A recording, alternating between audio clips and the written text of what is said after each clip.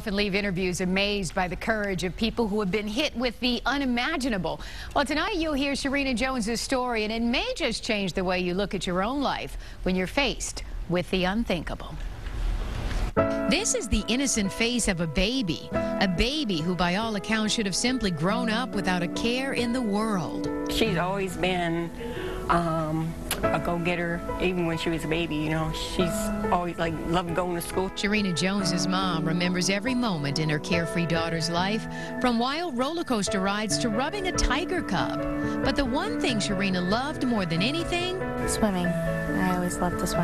Sharina grew up on a lake in Waterford, and her mother knew at any moment something tragic might happen. I could see her getting hit by a car or drowned. But never could she have imagined when Sharina's 14-year-old sister took her down the street to babysit her neighbor's 4- and 7-year-old children, that life in an instant would be changed forever.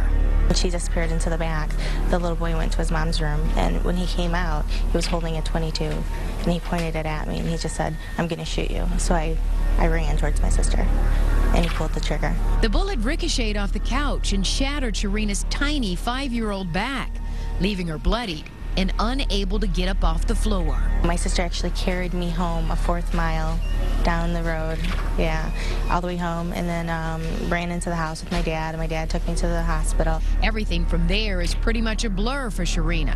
She woke up in a hospital bed. We had to sign papers because they didn't know whether she was going to make it or not. But amazingly, despite a bullet that almost killed her, she only needed reassurance. Am I going to be able to do some of the things that I used to do? And my parents really instilled in me that, you can still do whatever you want. And, they still took me out swimming. We went horseback riding. We did everything that we did before the accident. I knew that someday that I wouldn't be here, and she's going to have to make it in life, So just trying to teach her that she can do everything that anybody else can. Sharina graduated from college, dated, got married, and now wants children.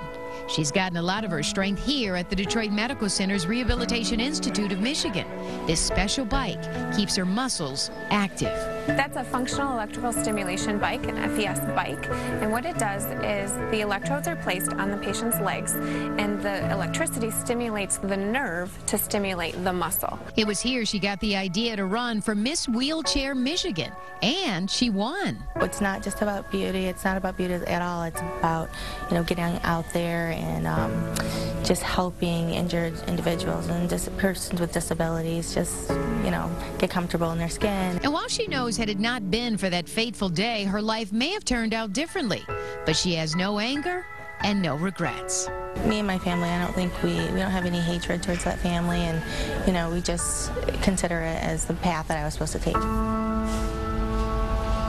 Sharina will compete for Miss Wheelchair America in August right in Grand Rapids. Her platform, of course, to teach others how to live a normal life when faced with a physical challenge or disability. And that young lady is amazing, and so is her mom and dad, to teach her to live that way. Inspiration. No matter how unfortunate the situation may be, a support group, I have seen it over the years, is the answer. Yeah, absolutely. You need that to help you with your self-esteem and to get back and function. And that determination, that was just a wonderful, inspiring story. Isn't she? And her mom was too. Said, she may not be here forever, but she wanted her to live on, and she's doing just that. Well, we want to vote for her. I know we can't. That's not how pageants work. Thank you, Carolyn. We're hoping. Thank you.